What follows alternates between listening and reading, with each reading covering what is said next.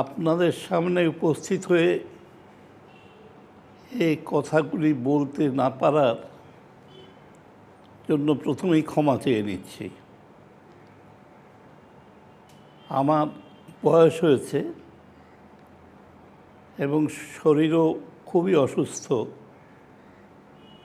তাই ইচ্ছে থাকলেও আপনাদের কাছে হাজির হবার ক্ষমতা কমে গেছে। আমি প্রায় দীর্ঘ 50 বছর আপনাদের কাছে ছিলাম এবং আপনাদের মধ্যেই আপনাদের একজন হয়ে থাকার চেষ্টা করেছি। আমার এই দীর্ঘ সুন্দরবনবাসের অভিজ্ঞতা থেকে কিছু কথা বলার প্রয়োজন আজকাল খুব বেশি করে মনে হচ্ছে, কারণ আমার আর দীর্ঘকাল বাঁচার সম্ভাবনা কম। তাই আমার মনে হয় যে সুন্দরবনে থেকে যা আমি শিখেছি, দেখেছি এবং যে অভিজ্ঞতাগুলি পেয়েছি, তার ভিত্তিতে কিছু কথা আপনাদের জানানো দরকার। প্রথমেই আমি শুরু করতে চাই যে একটা কথা আজকাল সারা পৃথিবীর বিজ্ঞানী মহলে, পরিবেশবিদ্যা বা পণ্ডিত বিদ্বজ্জনরা বলছেন যে সুন্দরবনের অস্তিত্ব বিপন্ন। অর্থাৎ এই সুন্দরবনে আপনারা কতদিন আর বাস করতে পারবেন এ সম্পর্কে গভীর সন্দেহ দেখা দেওয়ার মতো কিছু কারণ ঘটে চলেছে। আমি নিজের অভিজ্ঞতা থেকে যেটা বলতে পারি সেটা হচ্ছে যে সুন্দরবনের খুব অদূরে না হলেও সুদূরে বিলুপ্ত হয়ে যাওয়ার সম্ভাবনা যে একেবারে নেই তা বলা যাবে না। প্রথমত, সুন্দরবন প্রকৃত অর্থে প্রকৃতি সৃষ্ট, প্রকৃতি লালিত একটা অসাধারণ সুন্দর দ্বীপপুঞ্জ, যেটা প্রকৃতি নিজের খেয়ালে একটা বিরাট অঞ্চল জুড়ে পৃথিবীর সবচেয়ে বড় বাদাঞ্চল হিসাবে গড়ে তুলেছিল। বোধহয় তার ইচ্ছে ছিল যে এখানে প্রাকৃতিক সম্পদগুলি, গাছপালা, বন্য পশু পাখি, এরা প্রাকৃতিক নিয়মে তার রূপকে অবিকৃত রেখে একটা সৌন্দর্যের আকারভূমি হয়ে থাকবে। দীর্ঘ অতীত ইতিহাসে না গিয়ে বলতে পারি যে আপনাদের পূর্বপুরুষ খুব বেশি দূরের নয়, তারা বাঘ, সাপ, কুমির, কামট এইসবের সঙ্গে যুদ্ধ করে, জঙ্গল হাসিল করে এখানে আবাদ পত্তন করেছিলেন।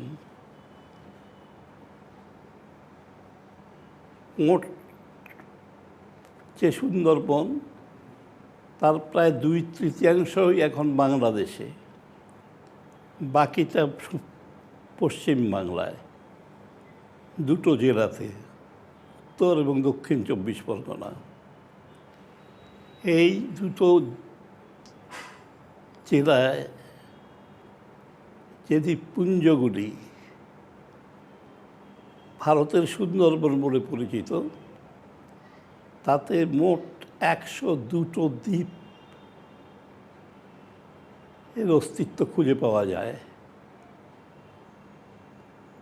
এবং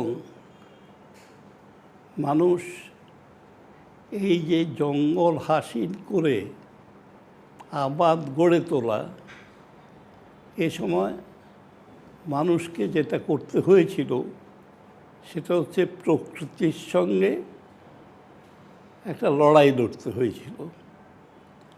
প্রকৃতিকে আঘাত করতে হয়েছিল, প্রকৃতির নিয়ম শৃঙ্খলা ভাঙতে হয়েছিল এবং বনের গাছপালা, জীব জন্তু সবাইকে তাড়িয়ে এখানে নিজেদের বসত গড়ে তুলতে হয়েছিল।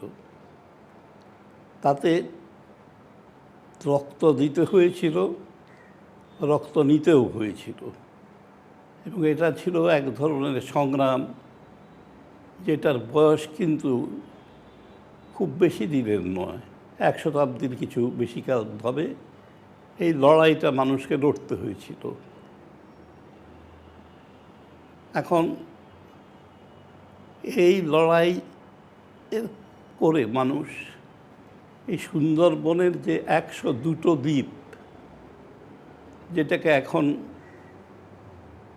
বলা হচ্ছে দুটো তার মধ্যে সমুদ্র গ্রাস করে নিয়েছে, বাকি 100টা দ্বীপে বলা যেতে পারে যে 52টা দ্বীপে এভাবে মানুষের বসতি গড়ে উঠেছে এবং 48টি দ্বীপে মাত্র জঙ্গল আছে এবং সেটাকেই আমরা সুন্দরবন বলি। প্রকৃতির সঙ্গে লড়াই করে কখনো জেতা যায় না। প্রকৃতি সর্বংসহা, কিন্তু একটা সীমার পরে প্রকৃতি প্রত্যাঘাত করে। যদি তার শৃঙ্খলা, তার প্রাকৃতিক ব্যবস্থাগুলিকে নষ্ট করার চেষ্টা হয়, তাহলে সে সময় এই প্রাকৃতিক ভারসাম্যহীনতা এর দাম কিন্তু মানুষকে দিতে হয়। প্রথমেই মনে রাখতে হবে যে সুন্দরবন বিপন্ন হওয়ার আদি এবং প্রথম কারণ বোধহয় এই যে মানুষ এই অনুপ্রবেশের ফলে এবং সুন্দরবনের প্রকৃতিকে আঘাত করার ফলে একটা ভারসাম্যহীনতা তৈরি হয়েছে এবং সেই ভারসাম্যহীনতাটা কিন্তু আমরা কেউ কমাবার চেষ্টা করছি না, বরঞ্চ আমাদের নানা ধরনের কাজকর্মে সেই ভারসাম্যহীনতাটা বেড়ে যাচ্ছে। এখন এর ফলে কিন্তু মানুষকে তার একটা না একটা সময় দাম দিতেই হবে। প্রথম কথা হচ্ছে যে সুন্দরবনে মানুষের বাস গড়ে তোলার দু একটি প্রাক শর্ত ছিল, অর্থাৎ সেগুলি না করলে মানুষের বাস সেখানে গড়ে ওঠা সম্ভব নয়। একটা হচ্ছে যে প্রথমত শুধু মানুষ গেলেই তো হবে না, সেটাকে চাষযোগ্য এবং বাসযোগ্য করে তুলতে হবে। কারণ মানুষগুলি যখন যাবে, সেখানে বসত গড়বে, তখন তো তাদের কতগুলি প্রয়োজন মিটতেই হবে। যেমন তাদের ক্ষুধা মিটতে হবে, তাদের বেঁচে থাকার জন্য ন্যূনতম যে জিনিসগুলি প্রয়োজন বা সেবাগুলি দরকার, সেগুলি সৃষ্টি করতে হবে, না হলে তো মানুষ বাঁচবে না সেখানে। অতএব সেই জন্য তার দ্বিতীয় শর্ত ছিল এই দখল করা জমিকে চাষযোগ্য এবং বাসযোগ্য করে তোলা। এটাও কিন্তু এক ধরনের সংগ্রাম এবং আপনাদের পূর্বপুরুষরা খুব বেশি দিন আগে নয় সেই সংগ্রামটাও করেছেন এবং যারা অনেক বুড়ো মানুষ আমার মতো বেঁচে আছেন, তাদের স্মৃতিতে এখনও আছে যে তারা সারা দিনমান জঙ্গল হাসিল করে সন্ধে হলে গাছের উপর মাচা বেঁধে তাতে থাকতেন। এমনকি তাদের খাওয়ার জলটুকু অন্য দ্বীপ থেকে হাসিল হওয়া যে দ্বীপগুলি, সেখান থেকে আনতে হতো। কেননা সুন্দরবনের দ্বীপগুলি হচ্ছে চারদিকে নোনা জলের নদী দিয়ে ঘেরা দ্বীপ, সর্বত্রই জল, কিন্তু সে জল এক ফোঁটা পান খাওয়া যায় না, এক ফোঁটা উৎপাদনের কাজেও লাগানো যায় না। অতএব সে লড়াইটাও তারা লড়েছিলেন। তৃতীয় যে শর্ত ছিল যে সুন্দরবনের দ্বীপগুলিকে যে নদীগুলি ঘিরে আছে, ছোট বড় নানা ঘিরে আছে, সেগুলি প্রত্যক্ষভাবে বা পরোক্ষভাবে সমুদ্রের সঙ্গে তাদের যোগ আছে এবং সমুদ্রে নিত্য জোয়ার ভাটা খেলে। অর্থাৎ প্রতি 6 ঘন্টায় সমুদ্রের জল প্রচুর পরিমাণ বেড়ে যায়, আবার পরবর্তী 6 ঘন্টায় সেই জল নেমে যায়। এই যে ঘটনাটা, যে জোয়ারে 20 ফিট জল বেড়ে যায়, তখন দ্বীপের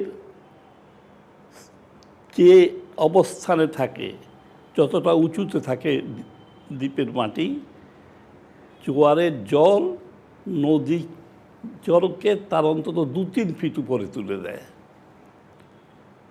অর্থাৎ যদি আপনি এই বাড়তি জলকে দ্বীপের মধ্যে ঢুকে যাওয়া না আটকাতে পারেন, তাহলে 2 বার অন্তত দিনে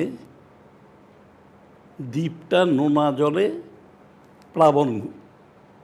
প্লাবনে ভেসে যাবে এবং তার ফলে যেটা হবে, সেখানে কোনো কৃষি উৎপাদন বা অন্য কোনো উৎপাদন, কিছু গাছপালা কিছুই থাকা সম্ভব নয়। অতএব যেটা বড় শর্ত ছিল, এই জোয়ারের জল যাতে ঢুকে না পড়তে পারে,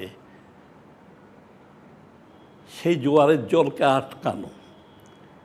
এবং জোয়ারের জলকে আটকানোর জন্য সেখানে জমিদাররা যারা এই সমস্ত আবাদ পত্তন নিয়েছিলেন, লিজ নিয়েছিলেন, তারা একেবারে সাধারণ বুদ্ধিতে সাঁওতাল পরগনা অঞ্চল থেকে কিছু আদিবাসীদেরকে এনে এখানে মাটি দিয়ে যতটা উঁচু পর্যন্ত বাঁধ তৈরি করলে জলটা ঢুকতে পারবে না, সেই বাঁধ গোটা দ্বীপকে ঘিরে গড়ে তুলেছিলেন।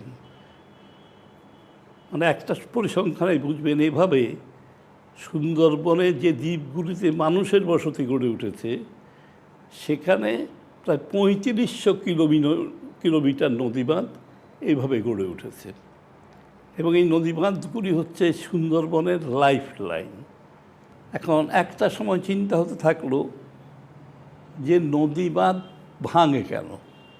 না, নদীবাঁধ ভাঙে যখন জোয়ারের সময় সমুদ্র থেকে, সমুদ্রের মুখে কতগুলি বড় বড় নদী আছে, যেমন গুয়াশা বা জানিরা, সপ্তমুখী, এরকম আরও বেশ কিছু বড় নদী আছে। সেই বড় নদী দিয়ে প্রচণ্ড জোরে জল ঢুকতে আরম্ভ করে, প্রচণ্ড গতিতে।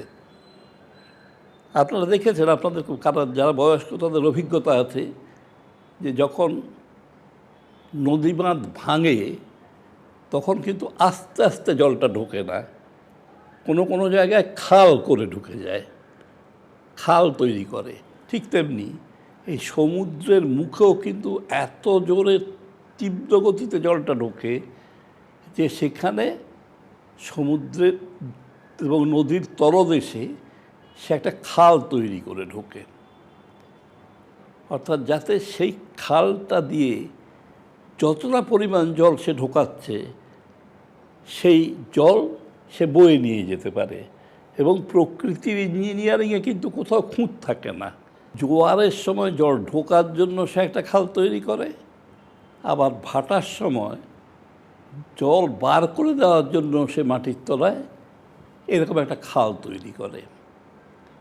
এখন এই এই বড় বড় নদীগুলো দিয়ে যে জলটা ঢোকে সেটা আবার নানান রিভার সিস্টেমের মাধ্যমে, অর্থাৎ কিছু কিছু বড় নদীর, তার থেকে শাখা নদী, তার থেকে ছোট নদী, এর মধ্যে কিন্তু এটা ছড়িয়ে পড়ে। কিন্তু মনে রাখতে হবে যে আপনি যেখানে বাঁধটা দিচ্ছেন বা যে মানে উপাদান দিয়ে আমি বাঁধটা তৈরি করছেন বা যেভাবে যে যতটুকু জায়গা জুড়ে বাঁধটা তৈরি করছেন এ সম্পর্কে আপনার যদি বৈজ্ঞানিক ধারণা না থাকে তাহলে সর্বনাশ ঘটবে, এবং সেটাই ঘটছে এবং সেটাও ভবিষ্যতেও ঘটবে।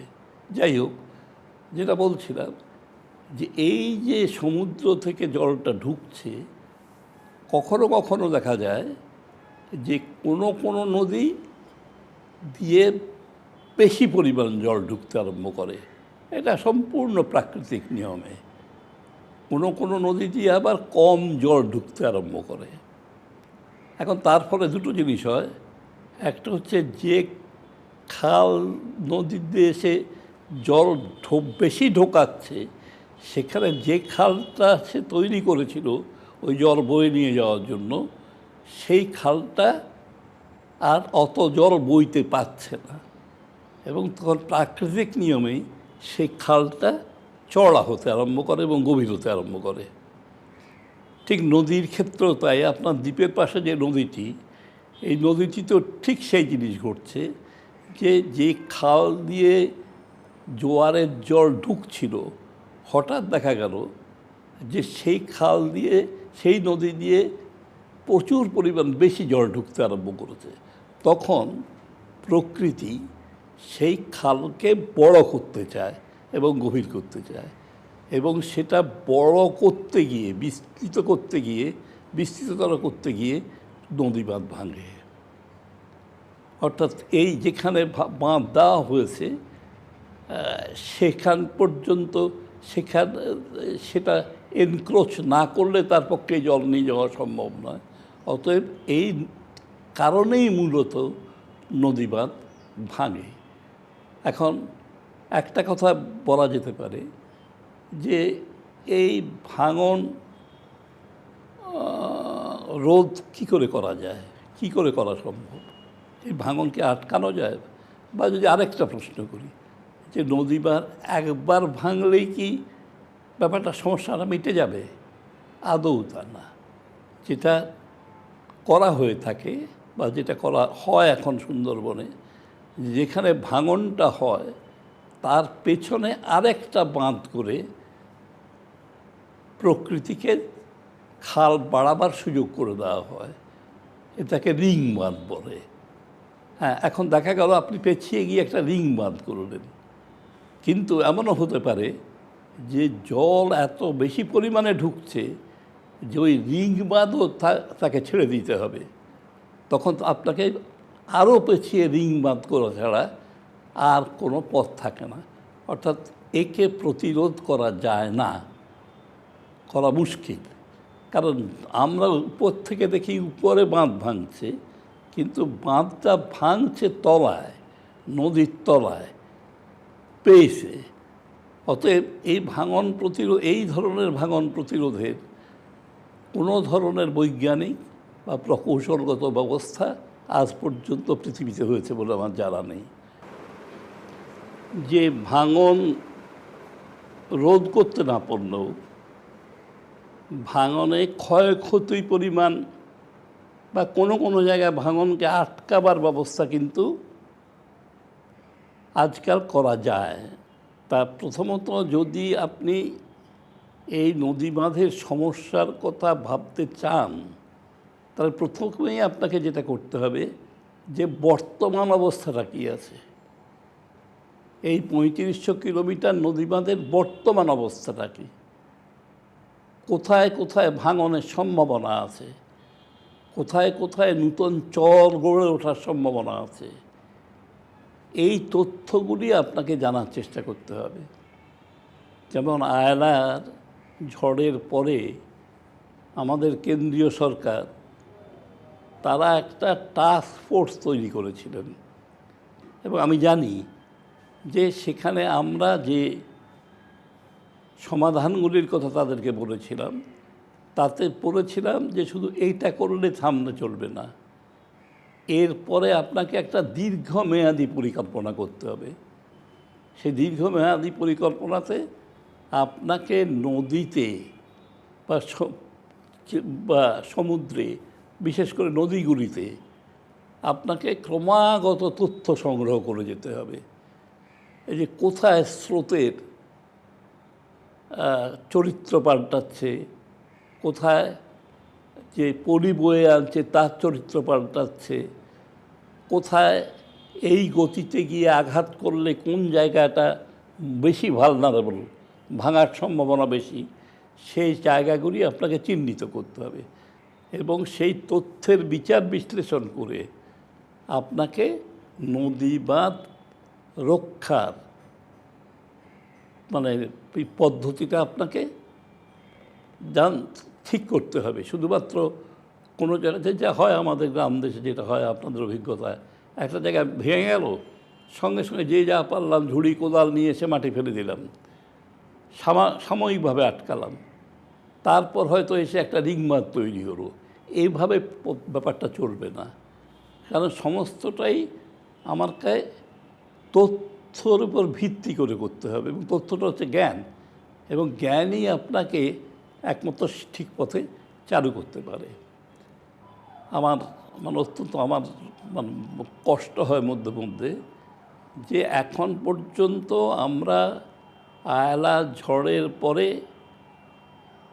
আমরা 3 বছরের মধ্যে যে কাজ করব বলে ঠিক করেছিলাম তার জন্য কেন্দ্রীয় সরকার 5,000 কোটি টাকা দিতে রাজি হয়েছিল এবং দিয়েছিল, কিন্তু আমরা তার 10% কাজ আজ পর্যন্ত করতে পারিনি। পরেরটা তো অনেক পরের ব্যাপার। এখন আমার বক্তব্যটা হচ্ছে এখানে যে সুন্দরবনে যদি আপনি অস্তিত্ব টিকিয়ে রাখতে চান তাহলে নদী বাঁধের সমস্যাটাকে এড়িয়ে গিয়ে আপনার টিকে থাকার কোনো সম্ভাবনা নাই। অতএব কেন্দ্রীয় সরকারের নজর আছে, রাজ্য সরকারও যথেষ্ট করার চেষ্টা করছেন, কিন্তু দুটো জিনিস বাধা। একটা জিনিস বাধা হচ্ছে যে আমরা যে সমস্ত উন্নত প্রকৌশল বা বৈজ্ঞানিক ইয়েগুলি পাচ্ছি, ইনপুটসগুলি পাচ্ছি, সেগুলিকে আমাদের কাজে লাগাবার মতো ব্যবস্থা নেই। এবং তৃতীয়ত হচ্ছে যে পরিমাণ অর্থের প্রয়োজন সেই পরিমাণ অর্থেরও হয়তো জোগান নেই। কিন্তু এটা তো মেনে নেওয়া যায় না যে তার জন্য 35 লক্ষ বা 40 লক্ষ লোকের জীবনযাত্রা ধ্বংসের মুখে ঠেলে দেওয়া হবে। এই নিয়ে কিন্তু ভাবা দরকার, ভাবানো দরকার। আমি একটা কথা বলেই শেষ করব যে আমি বোঝাতে পারলাম কি না আমি জানি না, কিন্তু আমি মনে করি যে সুন্দরবনবাসীর এটা জানা দরকার, ভাবা দরকার এবং তারপর ভাবানোর কাজটা শুরু করা দরকার। যারা সুন্দরবনে বাস করেন তাদের জানাবার ব্যবস্থা করতে হবে, যারা সরকারে আছেন তাদের জানাবার ব্যবস্থা করতে হবে, আন্তর্জাতিক ক্ষেত্রে যারা এইসব ব্যাপার নিয়ে মাথা ঘামান তাদের জানাবার চেষ্টা করতে হবে। অতএব এই জ্ঞানটা যদি আমরা সুন্দরবনবাসীদের মধ্যে তৈরি করতে না পারি, চেতনা তৈরি করতে না পারি, তাহলে কিন্তু আমরা এই সমস্যা থেকে কোনোদিন মুক্ত হব না এবং আমাদের ধ্বংসটাকে আরও এগিয়ে আনব। আরেকটা জিনিস যেটা আরেকটা দিক, সেটা যা সুন্দরবনের অস্তিত্বকে প্রায় এটা বিপন্ন করে তুলছে, সেটা হচ্ছে যে প্রথমটা যেটা বললাম যে এই যে প্রাকৃতিক ভারসাম্যকে ধ্বংস করে চলা, প্রকৃতির নিয়ম, প্রকৃতির সঙ্গে লড়াই করার চেষ্টা করা, এটাকে বন্ধ করতে হবে। এইটাকে বন্ধ করতে করে যেটা করতে হবে আপনাকে জঙ্গল বাড়াতে হবে, আপনাকে বাদাবন আরও তৈরি করতে হবে এবং আপনাকে জঙ্গলে যত বেশি কম পরিমাণ জঙ্গলকে উত্তক্ত করি আমরা সেটা কমাতে হবে। জঙ্গলে উত্তক্ত করাটা জঙ্গলকে এটা বন্ধ করতে হবে। দ্বিতীয়ত আমাদের নদী বাঁধ সংরক্ষণের জন্য একটা তথ্যভিত্তিক বিজ্ঞানসম্মত প্রকৌশলগত সাহায্য নিয়ে আমাদেরকে একটা সেই চেষ্টাটাকে বাস্তবে রূপ দিতে হবে এবং সেটা বাস্তবে রূপ কোনো সরকারের পক্ষে একা দেওয়া সম্ভব নয়। যেমন ধরুন আজকে যে এই বাঁধ তৈরির ক্ষেত্রে যে চেষ্টাটা চলছে তাতে অনেক ক্ষেত্রেই কাজ আটকে আছে, জমি পাওয়া যাচ্ছে না। বাঁধ যে আপনি পেছনে বড় করে তৈরি করবেন, হ্যাঁ, কারণ তাতে একবারে নির্দিষ্ট করা আছে যে বাঁধের উচ্চতা কতটা থাকবে, কতটা চওড়া হবে, নদীর তলা থেকে স্লোপটা কি থাকবে, কি মাটি দিয়ে আপনাকে বাঁধে মাটি দিতে হবে, এই সব কিছু কিন্তু নির্দিষ্ট করা আছে। কিন্তু দেখা যাচ্ছে যে অনেক ক্ষেত্রেই আমাদের সুন্দরবনবাসীদের নিজেদের অসহযোগিতার জন্যই আমরা কিন্তু এই কাজটা পুরোপুরি করা যাচ্ছে না, যার জন্য ওই 5,000 কোটি টাকা খরচ করা যায়নি। এবং ভবিষ্যতেও আরও যদি 14,000 কোটি টাকার একটা মানে দীর্ঘস্থায়ী প্রকল্প আমরা তৈরি করেছিলাম, সেটাও কোনোদিন হওয়ার সম্ভাবনা নেই। অথবা এই জায়গাতেও সুন্দরবনবাসীকে অনেক বেশি পরিমাণ সচেতন হতে হবে এবং অনেক বেশি পরিমাণ দায়িত্ব নিতে হবে। সরকারকে তো নিতেই হবে, সরকারি ব্যবস্থাকে নিতে হবে, কিন্তু তার সঙ্গে যদি সুন্দরবন বাসীদের চেষ্টা যুক্ত না হয় তাহলে কখনো এটা সফল হবে না। তৃতীয় যে ব্যাপারটা আমাদের সর্বনাশ করে চলেছে এবং একটা দীর্ঘস্থায়ী ধ্বংসের দিকে আমরা যাচ্ছি, মানে খুব আমার কাছে মনে হয়, সেটা হচ্ছে যে আজকে সুন্দরবনের যে মানুষ, তার যে সমাজ, সেই সামাজিক ব্যবস্থা, অর্থনৈতিক ব্যবস্থা, এই সমস্ত কিছু, তার সাংস্কৃতিক ব্যবস্থা, সব কিছুর ওলটপালট হয়ে যাচ্ছে। সংস্কৃতি মানে মানুষ থাকলেই সমাজ থাকতে হবে, সমাজ থাকলেই তার একটা অর্থনৈতিক ব্যবস্থা থাকতে হবে, তার একটা সংস্কৃতি থাকতে হবে, তার শিক্ষার ব্যবস্থা থাকতে হবে, তার স্বাস্থ্যের ব্যবস্থা থাকতে হবে। এই জিনিসগুলি না হলে তো মানুষের পক্ষে বাঁচা সম্ভব নয়। এখন ধরুন সুন্দরবনে যদি আপনি ধরেন তাহলে আয়টা কাকে বলে? যখন নাকি উপার্জন করে, আপনি পরিশ্রম করে উপার্জন করে যেটা আয় করেন সেটাই আয়। এছাড়াও কিন্তু আরেক রকম আয় বাজারে আজকাল চালু হয়েছে, সেটা হচ্ছে আনআর্নড ইনকাম।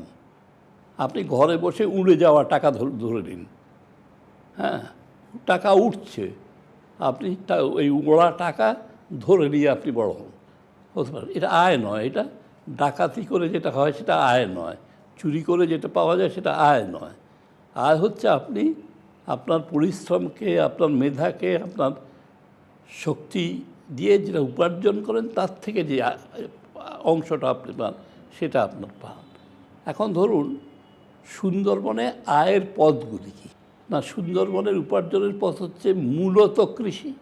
এই কৃষির ক্ষেত্রেও মুশকিলটা হচ্ছে যেটা মনোক্রপ, এক ফসলি প্রধানত।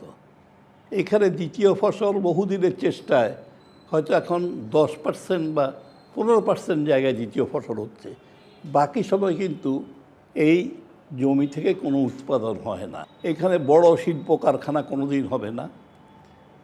এখানে ছোট এবং মাঝারি শিল্প বা কুটির শিল্প বলতে যেটা বোঝায়, আমার বিশ্বাস বা আমি যতটুকু বুঝি তাতে তার সুযোগও খুব কম। আর আয়ের দুটো পথ আছে, একটা হচ্ছে জল থেকে আয় আর একটা হচ্ছে জঙ্গল থেকে আয়। জল থেকে আয় মানে মাছ থেকে আয়। এটা আপনারা সকলেই অভিজ্ঞতা থেকে জানেন যে মাছের থেকে আয় কিন্তু অনেক কমে গেছে। মিষ্টি জলের যে আপনার মাছে যে ব্যবহার, সেক্ষেত্রে হচ্ছে এখানে বৃষ্টি প্রচুর হয়। মে মাস থেকে সেপ্টেম্বর মাস পর্যন্ত 1700 থেকে 1900 মিলিমিটার বৃষ্টি হয়, কিন্তু সেই বৃষ্টির জল আমরা ধরে রাখতে পারি না। যত বেশি পরিমাণ জল আমরা ধরে রাখতে পারবো তত বেশি পরিমাণ কিন্তু আমরা দ্বিতীয় ফসল বাড়াবার চেষ্টা করতে পারবো। অতএব জল ধরে রাখার জন্য অত্যন্ত পরিকল্পিতভাবে যত ছোটোখাটো নদী নালা দ্বীপের মধ্যে আছে, নালা খন্দ, এইগুলোকে যদি সম্পূর্ণ সংস্কার করে আমরা জল ধরে রাখতে পারি, যত বেশি জল ধরে রাখতে পারবো তত বেশি আমরা কিন্তু আয়ের সুযোগ বাড়াতে পারবো। তৃতীয়ত, জঙ্গল থেকে আমরা মধু, কাঠ, মাছ এগুলি আগে প্রচুর সংগ্রহ করতাম। আর যেটা সম্পদ বলা যায় সেটা হচ্ছে যে কিছু গৃহপালিত পশু পাখি, অর্থাৎ হাঁস, মুরগি, ছাগল, ভেড়া, এবং সুন্দরবনে এমন প্রজাতির ভেড়া ছিল যে গোটা পৃথিবীতে সেই প্রজাতির খুঁজে পাওয়া যায় না, সেটা ধ্বংস হয়ে গেছে, আমি নষ্ট করে দিচ্ছি। অতএব এই যে প্রাণী সম্পদ, সেই প্রাণী সম্পদও কিন্তু আমাদের কিছু আয় উপার্জনের পথ পার করতে পারে। কিন্তু মজাটা হচ্ছে এই যে এখনও কিন্তু মূল আয়ের জায়গাটা হচ্ছে কৃষি। এখন এই কৃষিকে আমরা যেভাবে আজকাল করছি, কৃষি আমাদের জমিকে ব্যবহার করছি, এটা কিন্তু আমাদের ক্রমে ধ্বংসের মুখে টেনে নিয়ে যাচ্ছে। যেমন ধরুন, কৃষিতে হঠাৎ হাই ইল্ডিং উন্নত জাতের ফসল ফলাবার জন্য আমরা ক্রমাগত নানান ধরনের ফার্টিলাইজার বা পেস্টিসাইড, সার, ওষুধ বাজার থেকে কিনে এসে কোনো ধরনের মানে এগুলি ব্যবহারের বৈজ্ঞানিক পদ্ধতিটা কি না জেনে আমরা লোভের চোটে সেগুলির ব্যবহার করে আমরা উৎপাদন বাড়াবার চেষ্টা করছি। এবং দেখা যাচ্ছে এর ফলে নানান জিনিস ঘটছে। প্রথমত ঘটছে যেটা, যে ক্রমাগত ব্যবহার ফলে, এইগুলি ব্যবহার করার ফলে জমির উৎপাদন ক্ষমতা কিন্তু কমছে। দেখা যাবে আপনি 3-4 বছর বা 5 বছর যদি হাই ইল্ডিং ভ্যারাইটি চাষ করেন, তাহলে কিন্তু ধীরে ধীরে আপনার উৎপাদনের হারটা কমতে আরম্ভ করবে। দ্বিতীয়ত হচ্ছে যে এই সমস্ত ওষুধ এবং করার ফলে নানান ধরনের অসুখ, যেটা গ্রামে আগে ছিল না, নানান ধরনের অসুখ গ্রামে ছড়িয়ে পড়ছে। যে প্রত্যেক বাড়িতে বাড়িতে একটা কম্পোস্ট পিট করো, কিচ্ছু করতে হবে না, বাড়ির যত আবর্জনা আছে সেগুলিকে সারা বছর একটা কম্পোস্ট পিটে জমা করো, দেখবে সেখান থেকে অনেক স্বাদ তুমি পাবে, তোমাকে বাজারের ফার্টিলাইজার ততটা ব্যবহার করতে হবে না। তো সেটা আমরা করিনি। আমরা লোভের জন্য, অতি তাড়াতাড়ি অনেক বেশি ফলন পাওয়ার জন্য আমরা হাই ইল্ডিং ভ্যারাইটির উপর সবচেয়ে বেশি জোর দিয়েছি। কিন্তু আমরা এই কৃষি ব্যবস্থাটাকে পুরো ঢেলে, আমি এটা মনে করি না যে সুন্দরবনে কৃষিতে যত উৎপাদন হওয়া সম্ভব, যেটাকে ফুল এমপ্লয়মেন্ট বলে, যে এই একেবারে আমরা কৃষিতে উৎপাদনের সমস্ত সুযোগগুলি আমরা ব্যবহার করে ফেলেছি, আর উৎপাদন বাড়াবার সুযোগ নেই, এই অবস্থাটা কিন্তু সুন্দরবনে আসেনি। সুন্দরবনে এখনও কিন্তু এই কৃষিতে উৎপাদন বাড়াবার সুযোগ অনেক আছে, এবং আমরা যদি সেই সুযোগকে সঠিক মতো ব্যবহার করি, তাহলে কিন্তু সুন্দরবনের যে একমাত্র মূল আয়ের পথ, সেখান থেকে আয় প্রচুর পরিমাণ বাড়তে পারে। এখন সেটা আমরা করছি না। সুন্দরবনের উন্নয়নের জন্য কিছু করা হচ্ছে না, এটা বলাটা ভুল হবে। অর্থাৎ রাস্তাঘাট ভালো হওয়া, ব্রিজ হওয়া, বড় বড় স্কুল বাড়ি হওয়া, এসব নিশ্চয়ই খারাপ কাজ নয়। কিন্তু একটা প্রশ্ন যদি করা যায় যে এই যে এই ইনফ্রাস্ট্রাকচারের এই উন্নতিগুলি, সেটাকে তার কতটা আমরা সুন্দরবনের আয় উপার্জন বাড়াবার ক্ষেত্রে কাজে লাগাতে পারি। কলকাতা থেকে গদখালি বা রায়দিঘি বা সাগর বা আপনি সন্দেশখালি বলুন, যাওয়ার রাস্তাটা অনেক ভালো হয়েছে। কিন্তু প্রথম দিকে দেখতাম যে এইসব রাস্তাগুলিতে ভ্যান চলতো, মানুষ ভ্যান চালাতো, এবং বহু লোকের কিন্তু আয় উপার্জনের একটা ব্যবস্থা তাতে হয়েছিল। আজকে যদি লক্ষ্য করেন দেখবেন যে ক্রমেই কিন্তু সেখানে যন্ত্র ঢুকতে আরম্ভ করেছে। ধরুন যেটাকে ম্যাজিক বলে, ম্যাজিক গাড়ি, তারপরে ওই যে মোটর ভ্যান, এইগুলোর অনুপ্রবেশ কিন্তু ঘটছে। দুটো জিনিস ঘটছে, একটা হচ্ছে এইগুলো চালানো, ভারী যন্ত্র চালিত যান চালানোর ফলে রাস্তাঘাটগুলি ক্রমেই খারাপ হচ্ছে।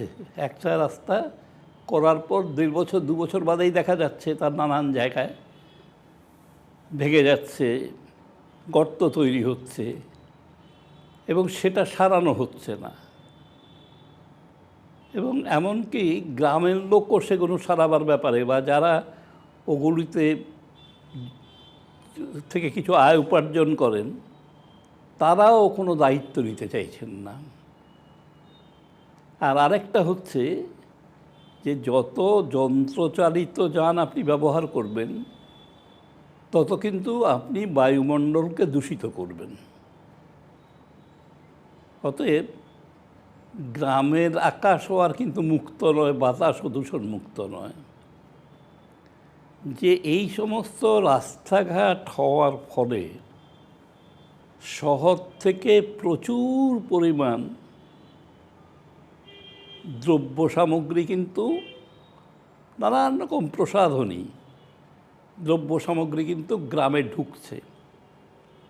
কিন্তু যখন তারা ফিরে আসে, তখন তারা কী নিয়ে ফিরে আসে?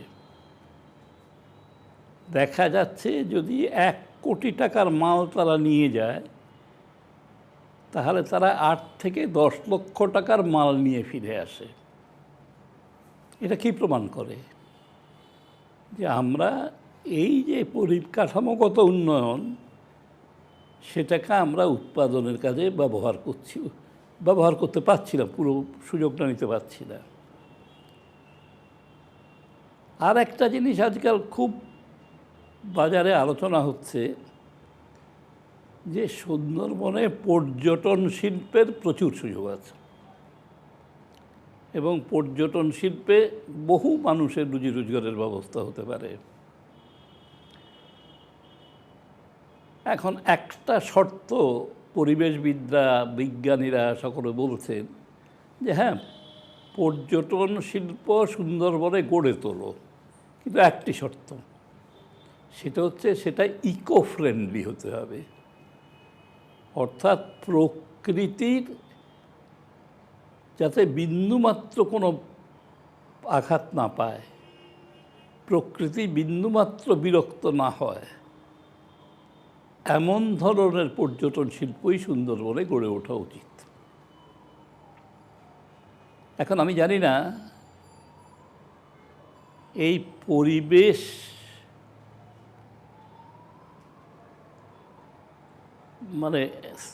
সহায়ক পর্যটন শিল্প কি কোনো ব্যবসার মাথায় ঢোকে?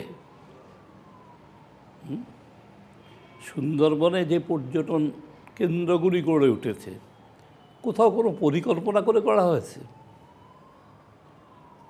কোথাও কি এটা নিশ্চিত করার চেষ্টা হয়েছে যে এই ট্যুরিজমটা ইকো ফ্রেন্ডলি হতে হবে? যদি পরিবেশ বান্ধব পর্যটন না হয়, তাহলে সেটা প্রকৃতির বিরক্তির কারণ হবে, এবং এমন কোনো ক্রিয়া নেই যা প্রকৃতিতে প্রতিক্রিয়া সৃষ্টি করে না। আপনার মনে হয় আপনি তো গাছপালা, জন্তু জানোয়ার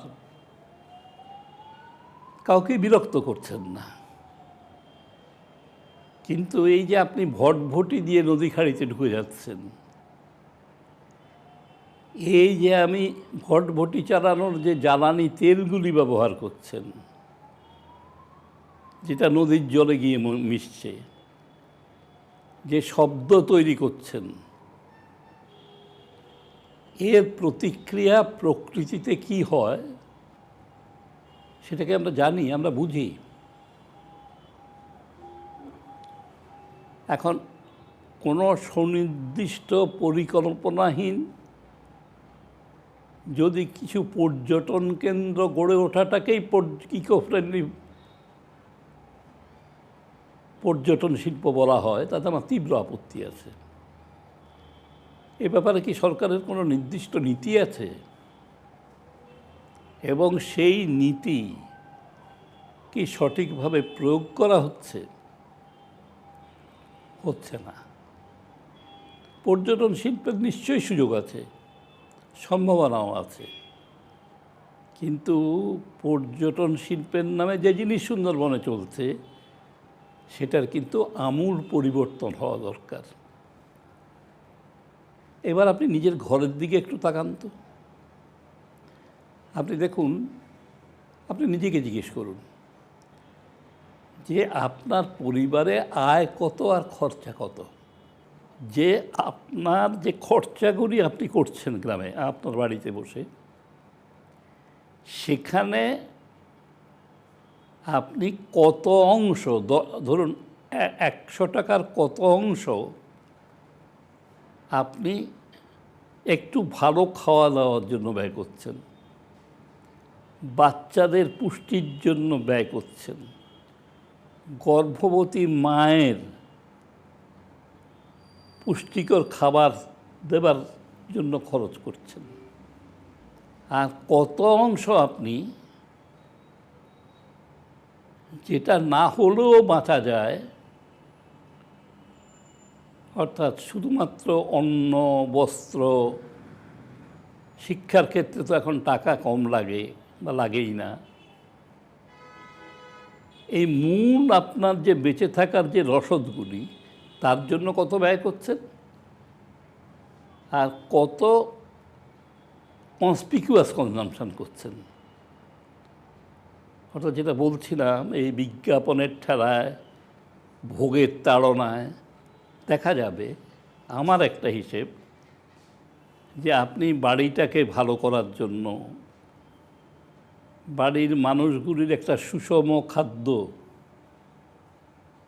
যেমন আগে দেখতাম মায়েরা ডিম বিক্রি করে একটা রোজগার করতেন বেশ, এখন, এবং বাড়ির লোকও খেত, দুধ থাকলে দুধ বাড়ির লোক খেত, এখন ডিম হলেই সেটা বাজারে বেচে দেওয়া হয়, দুধ বাজারে বেচে দেওয়া হয়। অর্থাৎ এমন বাড়ি আমি জানি, যারা একেবারে গরিব নয়, বহু বাড়িকে জানি, যাদের প্রোটিন ইনটেক একেবারেই কম।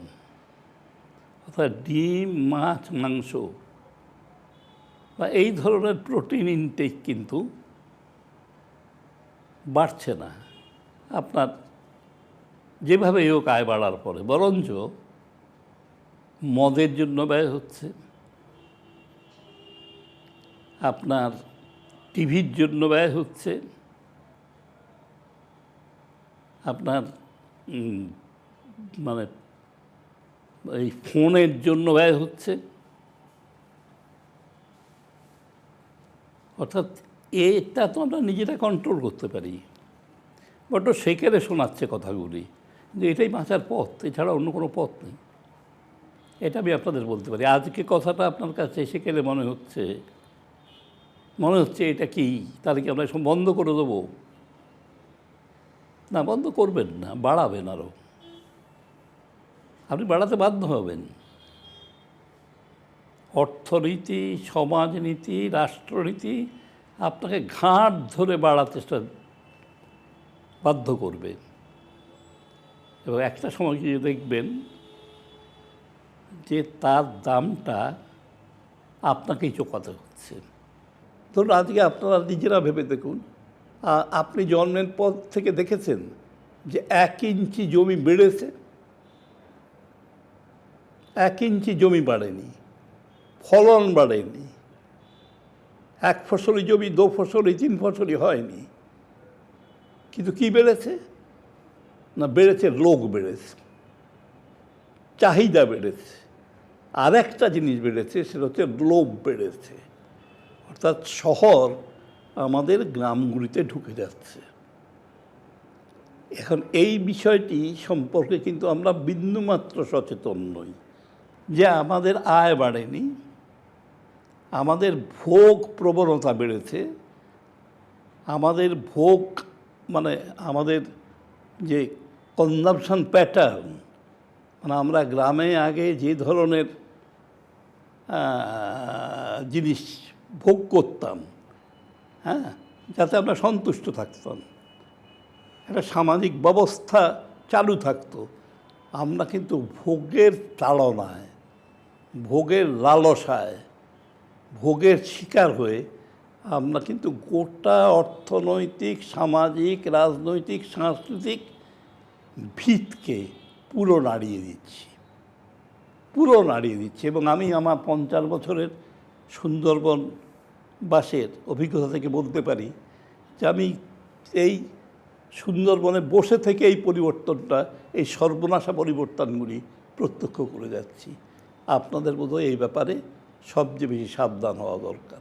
সেটা কি না, সেটা হচ্ছে যে আজকে ভারতবর্ষ স্বাধীন হওয়ার পর থেকে মোটামুটিভাবে একটা ভাবনা আমাদের দেশের নেতাদের, আমাদের অর্থনীতিবিদদের মাথায় ঢুকে গেল যে ভারতবর্ষের উন্নতি ঘটাতে গেলে শিল্পের উন্নতি চাই, শিল্পের উন্নতি করতে হবে। শিল্পের উন্নতি না হলে, যেটা গান্ধীজির মতবিরোধী। হ্যাঁ, গান্ধীজি বলেছিলেন যে বাবা, উন্নয়ন অর্থ তো হচ্ছে মানুষের উন্নয়ন। আর ভোগ করে ভোগের আকাঙ্ক্ষা কখনো মানে শেষ করে দেওয়া যায় না, ত্যাগ করে ভোগ করতে শিখতে হয়। অতএব এমন একটা উন্নয়নের চেষ্টা করো যাতে মানুষ ভিখিরি না হয়ে যায়, মানুষ স্বাবলম্বী হয়ে নিজের মেরুদণ্ডের উপর দাঁড়িয়ে একজন সত্যিকারের মানুষ হিসাবে বাঁচতে পারে, এই ব্যবস্থাটা করে দাও। আগে আপনি যে কোনো হাটখোলায় যদি যেতেন সুন্দরবনের, আপনি সেখানে কি জিনিস কিনতে পেতেন? কি কি জিনিস পাওয়া যেত সেখানে? ভাবুন, যারা 30 বছর আগে যেতেন, কি জিনিস। আর আজকে যদি আপনি এই সমস্ত হাটগুলিতে যান, তাহলে আপনি দেখবেন যে হাজারো ধরনের, মানে যেগুলো বিলাসদ্রব্য বলে, যেগুলিকে কম মানে ব্যবহার না করলেও কিছু এসে যায় না, মানে ভালোভাবে বাঁচা যায়, আমরা সেগুলিতে বাজার ছেয়ে গেছে। আজকে ঘরে ঘরে মানে সমস্ত পৃথিবীটা একবারে গ্রামে ঢুকে পড়ছে, হুড়মুড়িয়ে ঢুকে পড়ছে। এখন আমার বক্তব্য হচ্ছে যে এই অর্থনীতির মূল কথা হচ্ছে যে অনেক ধরনের ভোগ্যদ্রব্য উৎপাদন করো, হাজারো ধরনের ভোগ্যদ্রব্য উৎপাদন করো, 1 নম্বর। 2 নম্বর, তোমার রেডিও, তোমার টিভি, তোমার যাত্রা, তোমার নাটক, তোমার সাহিত্য, সব কিছু দিয়ে তুমি মানুষকে একবার পাগল বানিয়ে দাও যে এইসব জিনিসগুলি আমাদের ভোগ করা দরকার, এই জিনিসগুলি আমাদের ভোগ করা ভীষণ দরকার। হ্যাঁ, অর্থাৎ এক ধরনের যেটাকে বলে যে কনজামশন সাইকোসিস, অর্থাৎ পাগল করে দাও মানুষগুলোকে। কেন না, তাহলে তোমার বাজার তৈরি করতে গেলে তার প্রথম শর্ত হচ্ছে যে মানুষের মধ্যে চাহিদাটা তৈরি করতে হবে, যে মানুষের পড়তে চাইবে, মানুষ লাক্স সাবান মাখতে চাইবে, মানুষ তাতেও খুশি হবে না, তার চেয়েও বেশি দামি সাবান, এখন আর আলতা পরবে না, ঠোঁটে সিঁদুর পরবে, কপালে পরবে না, হ্যাঁ, নারে নানান ধরনের সিনথেটিক জামা কাপড়, এবং এমনকি ধরুন এই যে ঘরে ঘরে প্রত্যেকটি ঘরে 3টে 4টে করে আপনার মোবাইল ফোন, হ্যাঁ, টিভি, এই সমস্ত কিছু কিন্তু চাহিদা ছিল না। এই চাহিদাগুলি তৈরি করা হয়েছে, হয়তো প্রয়োজনও কোনো কোনো ক্ষেত্রে আছে, চাহিদাগুলি তৈরি করা হয়েছে এবং মানুষ পাগলের মতো সেগুলি চায়। যেমন ধরুন আজকে আপনাকে সব জিনিস গ্রামে বসেও কিনতে হয়। আপনি আনন্দ কিনবেন, তারা গ্রামের যাত্রা কোম্পানি উঠে গেছে। আপনাকে শহুরে অপেরা পার্টিকে কয়েক হাজার টাকা দিয়ে নিয়ে গিয়ে কয়েকশো টাকা করে টিকিট করে আপনাকে টিকিট কিনে সে আনন্দ ভোগ করতে হবে। আপনি স্নেহ, ভালোবাসা, মমতা, এই সব কিছুই এখন কেনার জিনিস, কেনার জিনিস। সামাজিক দায়বদ্ধতা, সামাজিক কোনো কর্তব্য এ স্কুল কলেজেও পড়ানো হয় না, আমরা নিজে থেকেও ফিল করি না। আমরা যেন পাগলের মতো মনে হচ্ছে যে আমি একা একা সুখী হতে চাই, একা একা বড় হতে চাই। তো রবীন্দ্রনাথ বলেছিলেন যে পশ্চাতে ফেরিছ যারে, সে তোমারে পশ্চাতে টানিছে। আজকে যেটা দেখছেন এটাই সত্যি নয়, এটা থাকতে পারে না, এই সমাজ টিকতে পারে না। এখন সুন্দরবনেও আজকে যেহেতু এই ভোগ কাঠামোটা পুরো পাল্টে গেছে, মানুষের চাহিদাগুলি পাল্টে গেছে এবং গোটাটাই আমি ক্রেতা এবং যারা আমাদের শুষে খায় তারা বিক্রেতা। এবং তার ফলে যেটা হচ্ছে যে সুন্দরবনের মানুষ কিন্তু শুধু সুন্দরবনের নয়, অন্য দরিদ্র অঞ্চলেরও গ্রামাঞ্চলের মানুষ কিন্তু তাদের বাস ছেড়ে দিয়ে চারদিকে ছড়িয়ে পড়ছে, চারদিকে ছড়িয়ে পড়ছে। আজকে সারা ভারতবর্ষের আপনি সর্বত্র ঘুরে বেড়ান, আমি বলছি না যেটা আমার যে যদি বেশি আয়ের জন্য মানুষ বাইরে যায় তার তাতে বাধা দেওয়ার কিছু নেই। যদি কেউ বেশি লেখাপড়া শেখার জন্য বাইরে যায় তাতেও কোনো আপত্তি নাই। আর যারা যারা সুযোগ আছে যাদের, তারা যদি নিজেদের আরেকটু উন্নতির পথে নিয়ে যাওয়ার জন্য সুন্দরবন ত্যাগ করতে চান তাতেও আমার আপত্তি নেই। কিন্তু কিছু মানুষ তো কোনোদিন সুন্দরবন ছেড়ে যেতে পারবে না, তারা গরিব, তারা মরা গরিব, তারা অ্যাসেটলেস পুর, তাদের কি হবে? এখন এই ভোগাকাঙ্ক্ষা যে জিনিসটা আমাদের ঘটাচ্ছে, খুব সংক্ষেপে বলতে গেলে একটু নিজেদের দিকে তাকিয়ে দেখুন, আমাদের সমাজটাকে ভেঙে দিচ্ছে, আমাদের সামাজিক শৃঙ্খলা ভেঙে দিচ্ছে, আমাদের পরিবারকে ভেঙে দিচ্ছে, আমাদেরকে এক একজন সম্পূর্ণ দ্বীপের মতো এক একজনকে এক একটা দ্বীপ তৈরি হচ্ছে, এক একজন মানুষ যার মধ্যে প্রীতি নেই, ভালোবাসা নেই, মমতা নেই, সমাজ বন্ধন নেই। এই যে একটা সমাজ তৈরি হচ্ছে, তার জন্য আমি যারা যুবক যুবতী তাদেরকেই বলতে চাই যে এই কাজটা করার কথা ছিল আমাদের প্রজন্ম, যাদের 80 বছরের বেশি বয়স হয়ে গেছে, আমাদের কাজ ছিল এমন একটা সুন্দর সমাজ তোমাদের জন্য তৈরি করা। কিন্তু আমরা সেটা করিনি, আমরা সেটা করতে পারিনি, ইচ্ছে করে করিনি। বরঞ্চ এমন একটা পৃথিবীতে আমি বলি সব জায়গাতেই যে আমাদের সমসাময়িক একজন কবি বলেছিলেন যে প্রত্যেক প্রজন্মের তার ভবিষ্যৎ প্রজন্মের কাছে কিছু অঙ্গীকার থাকে। যারা জন্মাচ্ছে, জন্মিতদের তাদের প্রতি কিছু দায় থাকে। সেটা কি না, সেটা হচ্ছে এই পৃথিবীকে তাদের বাসযোগ্য আমরা করে তুলব, তাদেরকে এমন শিক্ষা দেব যে শিক্ষা তাদেরকে প্রকৃত অর্থে শিক্ষিত করে তুলবে, প্রকৃত অর্থে মহত্তর মানুষ হতে শেখাবে। এমন সংস্কৃতি তাদের জন্য তৈরি করব যাতে তারা তাদের ভেতরকার যে গুণগুলিকে সেগুলিকে সর্বভাবে বিকশিত করতে পারবে। আমরা এমন একটা অর্থনৈতিক ব্যবস্থা রেখে যাব যেখানে মানুষ ধনী দরিদ্রের পার্থক্য মানুষ খেতে পাবে না, কিছু মানুষ খেতে পাবে না, কিছু মানুষ জীবনের সাধারণ সুযোগ পাবে না, কতিপয় মানুষের জন্য আর সমাজ এবং অর্থনীতি চলবে, এমন সমাজ আমরা রেখে যাব না। আমরা তা করিনি। আমরা শুধু করিনি তা নয়, আমরা যা করে গেলাম মধ্যে মধ্যে নিজেকে তার জন্য নিজেকে জুতো পেটা করতে ইচ্ছে করে।